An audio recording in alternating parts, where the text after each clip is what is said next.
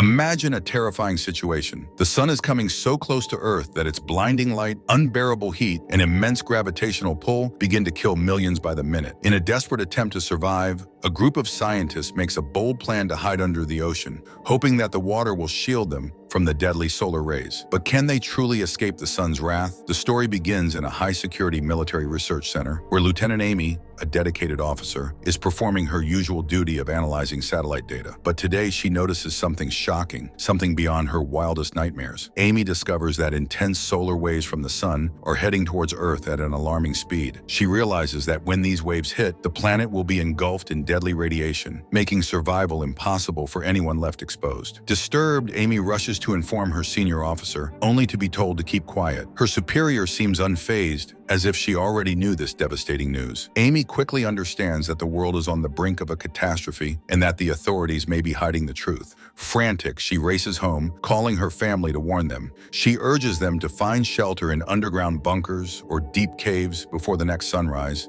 because once daylight hits again, anyone caught in the open will perish. Just then, she hears a knock at her door. Soldiers have come to silence her, to keep this terrible secret from spreading. Heart pounding, Amy knows she has no choice but to flee. With every second counting down to disaster, Amy must now outsmart those trying to capture her and warn as many people as possible before the sun's deadly rays engulf the Earth. Meanwhile, across the globe in Turkey, Armin, a skilled submarine engineer, was going about his usual routine when, to his surprise, he ran into his ex-girlfriend Victoria. She hadn't been in his life for years, yet here she was, suddenly appearing out of nowhere. Victoria was a marine biologist who studied sea creatures, and she had a serious request for him. She explained that she and a team needed to explore the deepest part of the ocean, and they wanted to use Armin's submarine for this mission. In return, they were offering him a huge sum of money. Armin felt completely taken aback. First, Victoria showed up after all this time with such a major proposal, and second, he learned that this mission was being funded by none other than his billionaire father, a man Armin held a grudge against. Though his father was extremely wealthy, Armin had always resented him for his dishonest business practices and preferred to keep his distance. Initially, Armin refused Victoria's offer, not wanting any part of his father's influence. But as he lay awake that night, the thought of Victoria and the unusual mission stayed with him, and after some consideration, he decided to go for it. The next morning, Armin went to Victoria's hotel to tell her he was in. When he arrived, he discovered another surprise. Victoria was there with her fiancé, Freddie, who would be part of the mission. Freddie planned to stay on the ship above, handling the technical support while the rest of the team explored below. Soon it was time for the mission to begin. Armin, Victoria, and a small crew set off on a ship to reach the middle of the sea, where they would take the submarine to the ocean depths. Besides Armin and Victoria, the submarine team included Armin's close friend Benson, along with two more specialists, Felix and Rena. The entire group prepared for the descent, knowing that the journey ahead would take them to some of the most mysterious, untouched places in the ocean. As the team prepared to dive into the depths, the ship's captain pulled Victoria aside, mentioning that sunrise had just occurred in Asia, and strange reports were already coming in from that region. However, they dismissed the news as mere rumors and continued with the mission. Leaving Freddie and the captain aboard, Victoria and the rest of the team, Armin, Benson, Felix, and Rena, began their descent, planning to stay submerged for the next 12 hours. Hours passed, and the team noticed something unsettling. The water around them was unusually bright. They were far too deep for sunlight to reach, so this strange glow felt almost unnatural. Puzzled but unable to investigate further, they continued their dive and completed the planned 12-hour mission. When they resurfaced, they attempted to contact the ship by radio, but no one answered. Growing concerned, they called out, but there was still no response. Taking matters into their own hands, they maneuvered the submarine close to the ship, climbed aboard using ropes, and started searching for Freddie and the captain. To their shock, the entire ship seemed abandoned. Eventually, in the control room, they discovered a video recording left by Freddie. Hesitantly, they pressed play, and the video began revealing what had unfolded on Earth during their time underwater. Since early that morning, every area touched by sunlight had turned deadly. Anyone exposed to its rays perished almost instantly. All of Asia was now in ruins. Learning of this, Freddie and the ship's captain hurried to gather supplies from the vessel and took refuge in an underground bunker on a nearby island. island, hoping to escape the deadly rays. With no time to waste, Armin and his team loaded all essential food and water back into their submarine and quickly headed to the same island, where the bunker offered a chance of survival. As they approached the island, they noticed a large naval submarine surfacing nearby. Soldiers disembarked, informing Armin's team that they were also heading to the bunker to seek shelter. Just then, Victoria received another video message from Freddy, showing him in a crowd of people heading toward the bunker, but no one seemed to know its exact location. With this information, Armin and the soldiers decided to head into the island's main city, hoping to find survivors who could provide directions to the bunker. When they arrived, a grim scene awaited them. Hundreds of bodies lay scattered across the streets. Although the victims had no visible burns, their internal organs appeared charred, as if burned from the inside. The deeper they ventured, the more bodies they encountered. Finally, a soldier radioed in, reporting that they had found a lone survivor. The team rushed to find the man who had tried to shield himself in a bank vault. Despite his efforts, he was severely injured, and it was clear he wouldn't survive. In his last moments, he couldn't reveal the bunker's location. To end his suffering, a soldier gently released him from his pain.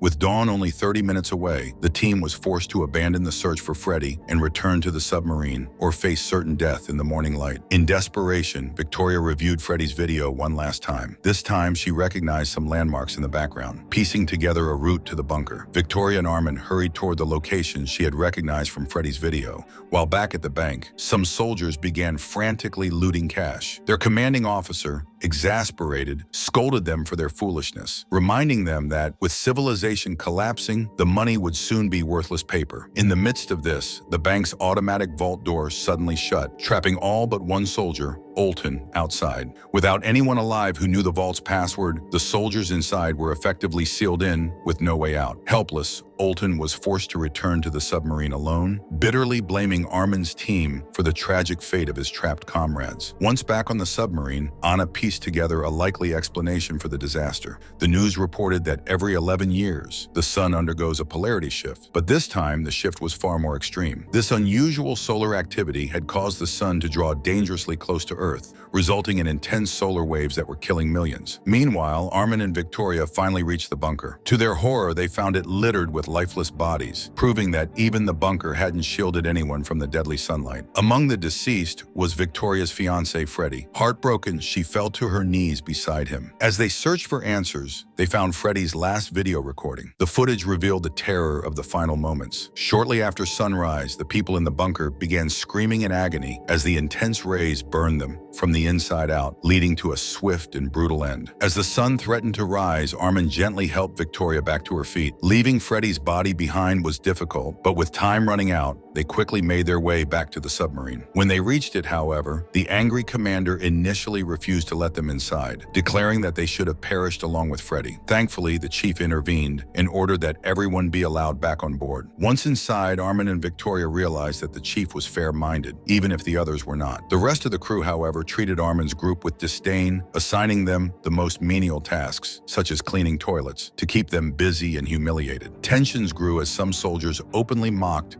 and even physically harassed Benson, pushing the group's patience to its limits. As the submarine descended, it suddenly encountered a major system fluctuation. With the chief engineer trapped in the bank vault, no one else knew how to repair the issue. Armin, being a skilled private engineer, took charge and quickly fixed the engine malfunction, stabilizing the submarine. Impressed by his abilities, the chief promoted Armin to chief engineer, a decision that only fueled the commander's resentment. Although he despised Armin, he couldn't openly defy the chief's orders. Despite Armin's new position, the soldiers continued to harass and insult him and his group. When Victoria and Armin protested about Benson being struck, they brought their concerns to the chief, who promised to address the unfair treatment. After some time, Olton was secretly drinking with a few other soldiers when he started harassing Victoria again. Olivia, the daughter of the ship's chief and an officer herself, stepped in, warning Olton to stay away from Victoria. This only fueled Olton's anger, and he began rallying the other soldiers, proposing they throw Armin and his group off the submarine. Hearing of this, the chief called an immediate meeting. He reprimanded Olton for disobeying orders, drinking on duty, and stirring up division. With the dire situation outside, where countless lives were already lost, the chief reminded them all that they couldn't afford to fight amongst themselves. Armin took the opportunity to apologize to the soldiers, asking everyone to support each other, as they might very well be the last survivors on Earth. This gesture softened some of the soldiers' resentment toward him. As the meeting broke up, Felix noticed a soldier standing off to the side, holding a bomb. Alarmed, He quickly alerted everyone.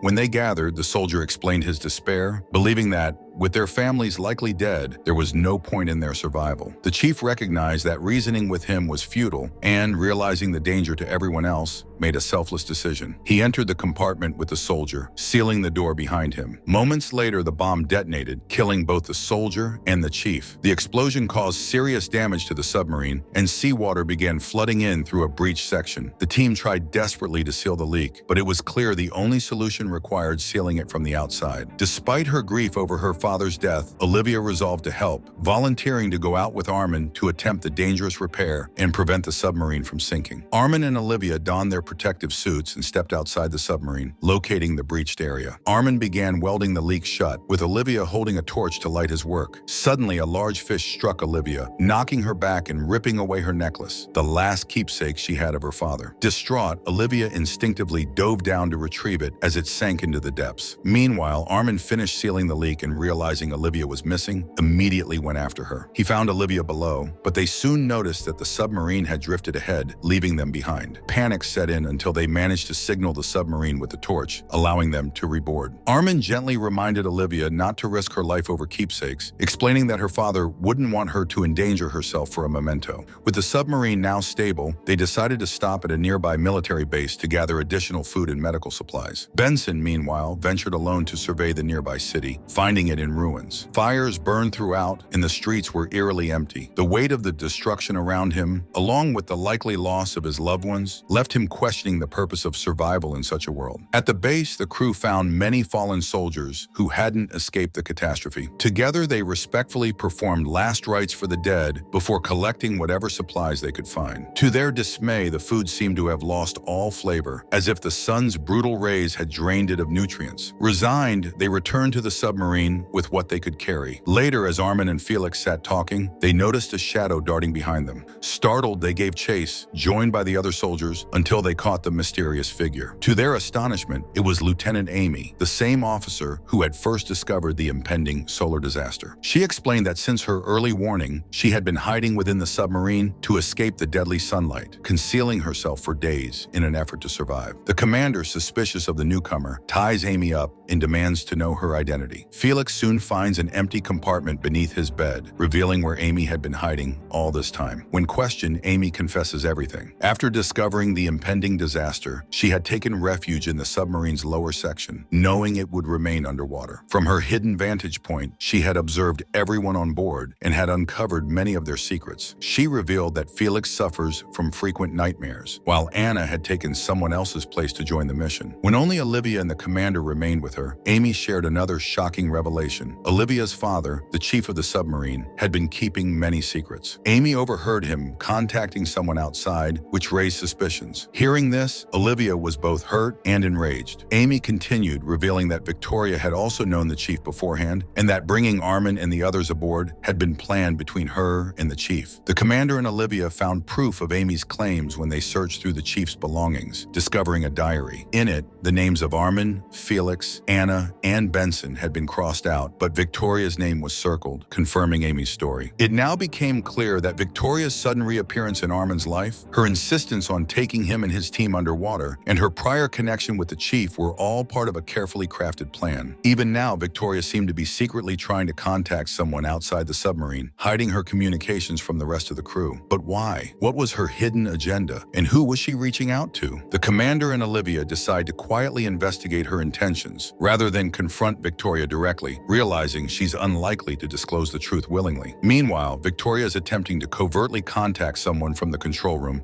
but despite repeated tries, her communications keep failing. Who she's trying to reach remains unknown for now. During this time, 2 soldiers aboard the submarine fall gravely ill. Benson suggests their condition is linked to food from the surface base, which was exposed to the sun's rays. That night, the crew visits the base to inspect the food, only to find it not only lacking flavor, but entirely spoiled. Following this discovery, the commander discusses with Olivia how Amy might be instrumental to their mission. As a former data analyst at an army base, Amy is familiar with military computers and systems. With her skills, they hope she can help them connect with the remaining survivors across Earth. The commander realizes they might be able to locate other survivors who, like them, have managed to escape the sun's deadly rays. And with some luck, they might also find food and water supplies. With this plan in mind, the commander brings Amy to the control room of the army base. Together, they start searching for more information about Victoria. They uncover that Victoria had previously worked for NATO for 2 years. During that time, she had assigned Amy to a special project focused on identifying livable areas for humans under the sea. It becomes clear that Victoria had prior knowledge of survival strategies like the one they're using now. They also discover that a small group of people still remains in Russia, where they are desperately trying to contact their space center. Meanwhile, Benson's emotional state is deteriorating. His entire family has already perished, and the grief drives him to lash out at the others. Sensing his distress, Victoria sends Armand to talk to him, hoping to prevent Benson from doing anything drastic. Just then, they hear of a newly discovered supply of packaged food that might be edible. The four of them rush to check it, but their hopes are dashed when they find that, despite being stored deep underground, the food has completely spoiled and is inedible. With supplies already running low on the submarine, the harsh reality settles in. They may soon die from hunger. The sun's rays have contaminated the surface food, leaving them with very few options. They have just 20 minutes before sunrise, so they all hurry back to the submarine. Victoria, sensing Benson's despair, tries to get him to return with them, but Benson reveals his heartache, saying that he no longer feels he deserves to survive. With nothing left to live for, he decides he wants to stay behind to witness the final sunrise, refusing to board the submarine again. Victoria tries to persuade Benson to come back, reassuring him that they'll find another food source soon. She suggests they could survive by fishing in the deep sea for a while. However, Benson has made up his mind. He embraces Victoria, saying goodbye for the last time, and stays behind, resolved to watch one final sunrise. With a heavy heart, Victoria returns to the submarine. As they submerge beneath the waves, Armand realizes what Benson has done. Overcome with emotion, he attempts to go back for his friend, but Victoria holds him back, explaining that this was Benson's choice. Above, Benson stands on the beach, watching the sunrise over the horizon. Later that night, when the submarine resurfaces, Armand rushes to find Benson, clinging to hope that he somehow survived. Sadly, he discovers Benson's lifeless body floating near the shore. Deeply saddened, Armand says a final farewell to his childhood friend before returning to the army base's control room. By this time, Amy has tracked an aircraft that, like them, is evading the sun by staying in areas cloaked in night. This discovery means there are still others who have managed to survive. They also locate a dam constructed by NATO, which could provide a potential refuge. While they're considering their next move, a radio signal comes through from a nearby island. The message offers shelter to any survivors, stating that they have plenty of food and water. The group begins debating their next move. Should they head for the nearby island, which has food and water, or try the NATO-built dam? While considering their options, the commander decides to search through the chief's belongings once more. In doing so, he finds coordinates that suggest the chief had been communicating with someone outside about a destination. After checking the location, they discover that the coordinates point to a place in Norway. With this new information, the commander decides that they should ultimately head to the Norway base. Meanwhile, it's Victoria's birthday. Armand takes a moment to wish her, and the two finally grow closer after years of tension. But just as they're enjoying a quiet moment together, the submarine alarm blares, summoning everyone to the control room. There, the commander announces his decision. They will travel together to the Norway base. Hearing this, Victoria objects. She points out that the journey to Norway would take more than 10 days, and they don't have enough food on the submarine to last that long, especially after the surface supplies were ruined. She argues that they should go to the nearby island first, where they received a radio signal indicating there was food, water, and shelter within a protected minefield. The commander agrees to this plan, deciding that they'll gather supplies from the island before continuing to Norway. After hours of travel, they finally reach the island. As they approach the shore, a recorded message plays over loudspeakers, welcoming anyone who needs shelter and food to head toward the mine. Following the directions, the group heads toward the mine, with Armand, Victoria, the commander, and one other soldier descending while instructing the rest of the team to stay outside until further notice in case of any unexpected danger below. As the four of them move deeper into the mine, they notice an eerie emptiness. The deserted atmosphere makes them question if coming here was the right decision. Suddenly, a man appears out of the shadows, holding one of their soldiers hostage. Armand was stunned, trying to make sense of the situation. He pleaded with the miners, asking why they would do this, as he and his group had come here only seeking help. But by now, the truth was clear. A group of miners had surrounded them on all sides, revealing that the the radio message they had received was nothing more than a trap. The miners had deliberately broadcast the false promise of food and water, hoping to lure in desperate people who would come searching for supplies, only to have their resources stolen. The miners admitted that if they had merely sent a call for help, no one might have responded. But the temptation of food, water, and safety had been irresistible. The miners declared their plan to seize the Navy submarine and use it to escape the island, leaving the crew to die of starvation in the mine. They explained that after learning the sun's rays had turned deadly, they had been trapped below ground for the past 10 days, desperate and barely surviving without sufficient food or water. Anger and frustration filled the commander as he realized the extent of the trap. Thinking quickly, he shattered a light bulb, plunging the area into darkness to create a moment of confusion. Chaos erupted as he and Armand began fighting off the miners to protect their group. Amid the struggle, one of their soldiers was fatally injured, a harsh reminder of the grim reality they faced. In the midst of the brawl, Victoria saw her chance. She slipped away and ran towards the elevator, hoping to reach the surface and warn the others that they had walked into a trap. Meanwhile, the sounds of gunfire had already echoed up to the surface, alerting Olivia and Anna that something was wrong. Quickly, they worked to repair the elevator, knowing it was the only way to pull their team out safely. But time was against them, and the elevator still refused to function properly. As Victoria made her way deeper through the mine, she stumbled upon a disturbing scene. Scattered along the dimly lit tunnels were other people, strangers like her group, who had been bound and left helpless after being deceived by the same promise of food. What horrified her most was the grim reality of what desperation had driven the miners to do. Weak from hunger, some miners had begun to cannibalize the bodies of those they had captured. Determined to save her friends, Olivia descends into the mine alone, using a rope while Rena and Felix frantically work on repairing the elevator above. Despite her fear, Olivia presses on, finding Victoria along the way. The two women quickly head back toward the elevator, where Armand and the commander are also making their way, evading the miners in hot pursuit. As soon as they reach the elevator, Armand sends everyone up and at the last moment leaps onto it himself, clinging to the side as it ascends to safety. Once at the surface, the team wastes no time. They dash back to their vehicles and head toward the submarine. But they know the miners could soon be following on the other elevator, so every second counts. Most of the vehicles speed off, but the one carrying Armand and Victoria suddenly stalls along the way. With no other option, the two abandon the vehicle and start running toward the dockyard on foot, pursued by a group of determined miners. When they finally reach the dockyard, the soldiers stationed there provide cover, firing at the miners to protect Armand and Victoria. But in the chaotic fight, one miner manages to grab hold of Victoria, threatening to kill her unless they surrender the submarine. The commander, unwilling to negotiate, opens fire despite Armand's pleas to stop. In the ensuing gunfire, the soldiers eliminate the miners, but Victoria is tragically killed in the crossfire. Grief-stricken, Armand collapses, devastated by the commander's decision. Back on the submarine, Armand attempts to access the computer under the chief's login, driven to find answers. After several tries, he guesses the correct password and uncovers a hidden set of files. What he learns shocks him. This mission was not a random one. They had been sent specifically to retrieve Armand and his group, and the chief had been following direct orders from NATO. This revelation ties back to Victoria, who had worked for NATO years prior. She had been involved in exploring deep-sea locations that could support human life,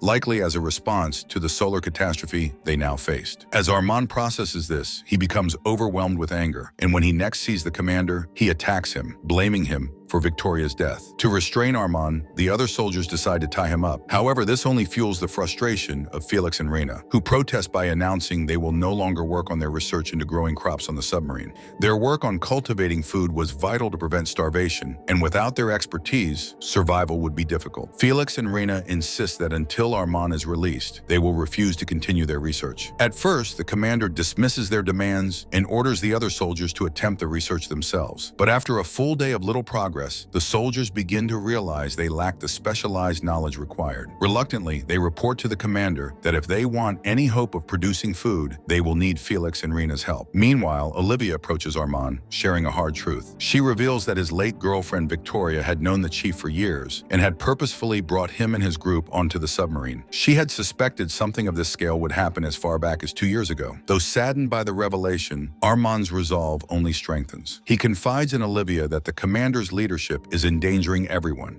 just as it did with Victoria, and that the only way to protect the crew is to remove the commander from power. Armand devises a plan, requesting a private meeting with the commander. During their conversation, he proposes a deal. He will convince Felix and Rena to resume their crop research, but in exchange, the commander must sacrifice 2 of his soldiers at the next destination to secure food for the group. Initially, the commander is horrified at the suggestion, but realizing the urgency of their hunger crisis, he reluctantly agrees. But Armand had set a trap of his own. Unknown to the commander, their entire conversation was broadcasted to the crew. Everyone aboard now hears the commander's willingness to sacrifice his own soldiers to save himself. Outraged, the crew rallies behind Armand, effectively removing the commander from power. When the commander attempts to resist, he's overpowered and locked in a small storage room, with Olivia now assuming command of the submarine. Taking charge, Olivia accesses her father's computer to investigate further. She uncovers evidence that the chief had indeed been secretly communicating with someone outside their group. The computer even reveals a phone number. Curious, Olivia uses the satellite phone to dial the number. On the other end, an elderly man answers, his voice calm but intense. To Olivia's surprise, he immediately asks to speak with Armin, suggesting that he has been waiting for this moment. With this call, the pieces of their mysterious journey begin to fall into place, and a deeper truth is about to be revealed. The old man on the other end of the call is none other than Armand's estranged billionaire father. He reveals that he has orchestrated everything from the start, using his wealth and influence. Years ago, he learned through his connections in NATO that the world was on the brink of disaster. Knowing Armand would never agree to join him willingly, he had found Armand's ex-girlfriend, Victoria, and persuaded her to reconnect with him. Her mission was to ensure Armand would board the submarine and find safety deep beneath the sea when the time came. Armand's father had also arranged for the chief to assist in this plan, offering him substantial money to secure the safety of Armand's group alongside Victoria. However, the chief's untimely death and Victoria's failed attempts to contact him had left Armand's father unaware of their location until now. With the connection finally re-established, Armand's father shares the good news. He has located a safe island in the Indian Ocean, shielded from the sun's lethal rays. The island has fertile land where they can farm and sustain themselves. Armand is stunned by the revelation. His father, whom he had held in contempt, had been working all along to save him. Though the journey to the island will take several weeks, Felix and Rena announce that they have successfully completed their research on cultivating crops within the submarine. This breakthrough means they can produce enough food to survive the journey. With new hope, the group sets out for the island, knowing they hold the future of humanity in their hands. They are the last survivors, carrying the responsibility of rebuilding civilization and ensuring humanity's survival. And so the series concludes here, with this group of resilient individuals on their way to a new beginning. Thank you for watching. If you enjoyed the series, please leave a comment and subscribe to our channel for more content like this.